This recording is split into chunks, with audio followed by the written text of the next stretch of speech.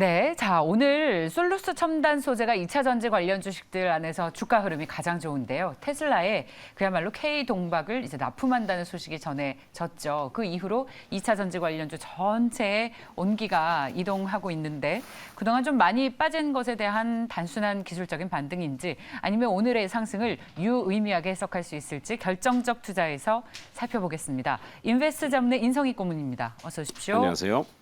배터리 셀 업체 중에서 삼성 SDI, SK 이노베이션이 오늘 정말 오랜만에 강세입니다. 두 업체가 시장에서 주목을 하고 있는 이유, 고문님께서는 어디에서 찾고 계십니까? 네, 뭐 이제 그 업체가 이제 LG 에너지 솔루션까지 이제 세 개가 되는데 LG 에너지 솔루션 같은 경우는 아무래도 LG 화학에서 이제 분사되면서 말이 많았죠. 물적 분할에 대한 얘기가 많으면서 상당히 좀 곤욕을 치고 있는데. 최근에 보면은 이제 기관의 이제 그 패시브 자금, 패시브 펀드, 그러니까 MSCI 지수에 편입되면서 이제 패시브 펀드에서는 자동적으로 이제 매수가 들어가야지 아무래도 지수하고 움직임이 펀드하고 유사하게 맞춰지거든요. 그래서 그 트래킹 에러를 없애기 위해서 이제 자동적으로 들어가는데 기관에서 매수가 계속 들어가고 있어요. 거의 뭐 200만 주 이상 지금 뭐 600만 주를 사고 있는데. 그건 뭐 다행히도 주가는 그렇게 많이 오르지 않아서 기관으로서 펀드 쪽에서 상당히 우호적으로 지금 들어가고 있는 것 같아요. 근데 상대적으로 삼성 SDI나 그 SK 이노베이션 같은 경우는 최근에 실적에도 불구하고 좀 많이 빠졌거든요. 그래서 많이 빠지는데 아무래도 장이 어제 같은 경우 이제 많이 급등을 하고 오늘도 이제 양호하게 올라오고 있는데 그런 쪽에서는 아마 좀 뒤늦게라도 좀 올라가는 게 나쁘진 않다라고 생각이 드는데. 개인적으로는 향후를 봐서는 그러니까 길게 봐서는 분명히 이런 주식들은 올라갈 수밖에 없어요. 왜냐하면 아무래도 실적이 뒷받침되고 있고 향후에도 실적이 계속 좋을 수밖에 없거든요. 그렇다면 충분히 올라가는데 지금 상황 자체가 전체적인 그 글로벌 시장이나 이런 상황 자체가 큰 대형주에 우호적이지 않기 때문에 지금 소형주 위주로 지금 움직이다 보니까 이런 게 시세를 못 받고 있지 않나 그런 생각을 해봅니다. 그러니까 그 개별 기업의 어떤 특별한 악재 없이 시장이 빠질 때 같이 하락한 것은 말씀처럼 반드시 제 자리를 찾기 마련입니다. 그런데 너무 많이 빠지고 시장의 핵심에서 멀어지다 보니까 이 회사에 대한 이런 근본적인 신뢰를 가져도 될까에 대한 의문마저 드는데 자기 기업의 가치보다 많이 빠진 것을 저희는 소위 저평가라고 부릅니다. 삼성 SDI도 그런 구간입니까? 네, 확실히 뭐 저평가가 맞는 것 같아요. 삼성 SDI 같은 경우에 작년 실적이 1조가 넘었어요. 영업이익이 1조가 넘었어요. 엄청난 거예요. 그러니까 2000년도에 실적이 6,700억인데 이 큰 회사가 60% 이상 영업이익이 올라갔거든요. 그리고 올해 예상되는 영업이익이 거의 1조 5천억까지. 그러니까 작년도 상당히 높게 올라갔는데 그거 대비해서 거의 50%까지도 영업이익이 올라갈 것으로 예상이 되거든요. 그래서 실적 부분에서는 큰 염려할 게 없고 이게 작은 회사처럼 갑자기 일회성 수주에서 갑자기 매출액이 늘고 영업이익이 느는 그런 구조가 아니라 기본적으로 이미 그 이제 한 해, 두 해 정도 납품할 정도의 어떤 납품처가 다 정해져 있는 상태거든요. 그래서 그런 거에 비해서는 영업이익이 갑자기 변할 건 아니다. 다만 SK 이노베이션 같은 경우는 이제 일회성 같은 이제 문제로 약간 좀 실적이 약간 4분기에 문제가 있었던 건 사실이에요. 하지만 그거는 이제 일회성이고 이 삼성 SDI 같은 경우는 실적은 계속적으로 좋아지는 쪽이라면은 현재 가격대는 상당히 저평가가 확실한 것 같고 현재 가격대에서는 거의 한 10% 20% 정도 올라가는 거는 크게 문제될 게 없다. 다만 수급이 좀 몰리고 시장 자체가 좀 안정이 돼야 그런 이제 문제가 해결이 될 텐데 그게 이제 시장이 받아줄지는 좀 두고 봐야 되겠다 생각이 듭니다. 그 배터리주들도 다 같이 오르는 게 아니라 좀 엇갈리는 흐름 가운데에서 삼성 SDI가 오늘 시장에서 정말 그동안의 흐름 대비 아주 돋보이는 상승을 나타내고 있어서 저희가 집중적으로 좀 보려고 하는데 고모님의 의견은 유의미한 상승이다. 라는 말씀으로 저희가 들리는데요. 그렇다면 이 회사가 내재되어 있는 가치가 뭔지 다시 한번 살펴보겠습니다. 최근에 원통형 배터리 부분에 대한 기대감이 높아지면서 매출이 늘어날 것이다. 호실적이 전망된다라는 증권사들의 긍정적인 보고서들이 나왔습니다. 올해는 어떤 부분에서 이런 실적 성장을 기대할 수 있겠습니까? 지금 그 배터리가 이제 원통형, 과거에는 가히 원통형이었어요. 그러다가 이제 파우치형, 각형으로 이제 만들어지는데 네. 이제 각형이라는 게 나중에 이제 새로 이제 리차지하거나 아니면 사이즈 문제라든지 아니면 그 편리성 문제에서 좀 효율적이었던 것 같아요. 그래서 그런 쪽으로 이제 작년까지나 가다가 최근 들어서 그 삼성 SDI가 이제 테슬라에 공급한 테슬라 A에 공급하는 원통형 배터리가 있었는데 이 사이즈를 상당히 넓혔어요. 2460이라는 뭐 사이즈가 이제 모델 4680이네요.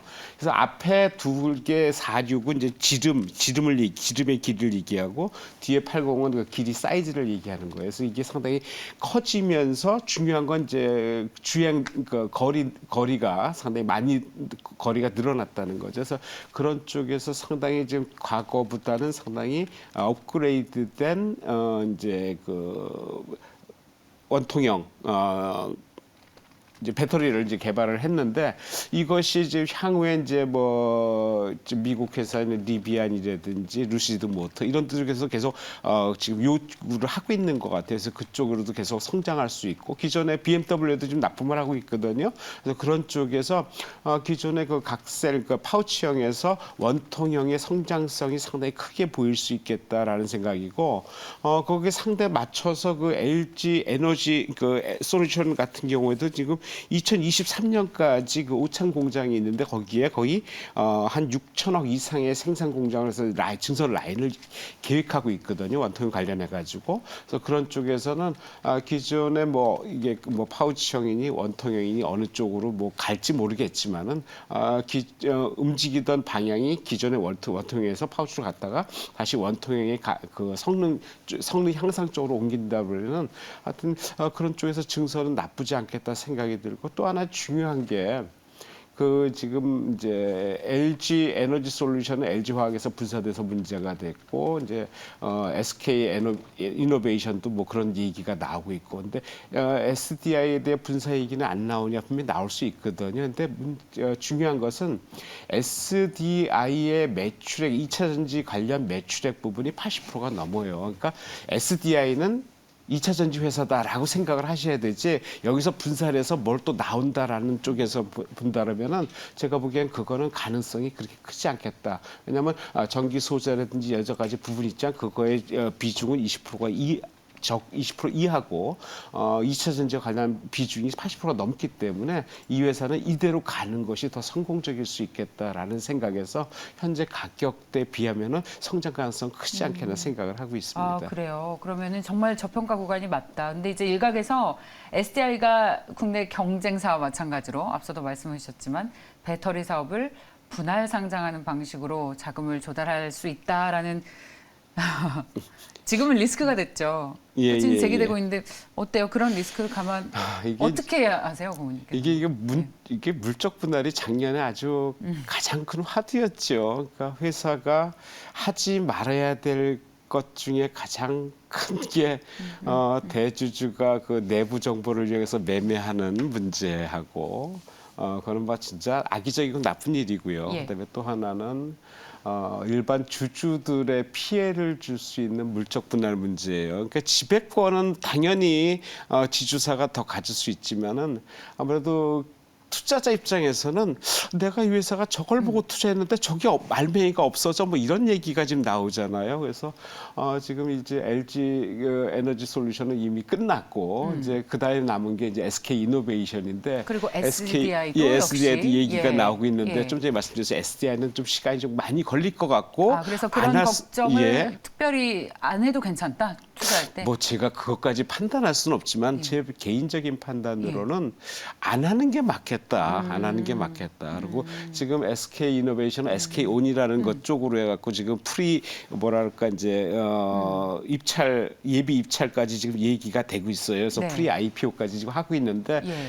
거기에 가능성을 좀 보고 있는데 이것도 그렇게 빨리는 진행은 못할 것 같아요. 아무래도 여론이라는 게 있고 그렇죠. 좀 만만치 않거든요. 그렇죠. 경험을 예. 그러니까 먼저 한 사람은 잘해서 이제 도망갈 수 있지만 뒤에 따라온 사람은 예. 아무래도 시기적으로 놓치는 실패하는 경우가 있기 때문에 아마 쉽게는 못할 거고 거기에서 SDI는 좀 많이 떨어져 있지 않나 이렇게 생각을 하고 있습니다. 그렇군요. 그렇다면 지금 물적 분할 이슈로 사실 주가가 정말 SDI도 많이 빠지지 않았습니까? 그런데 이게 지금은 주가에 어느 정도 반영이 됐고 앞으로는 이걸 리스크로 보면서 투자를 보수적으로 할 필요까지는 없다라는 내용 정도로 정리해도 되겠습니까? 예. 그것보다는 회사의 어떤 기본적인 가치에 더 주목하고 계십니다.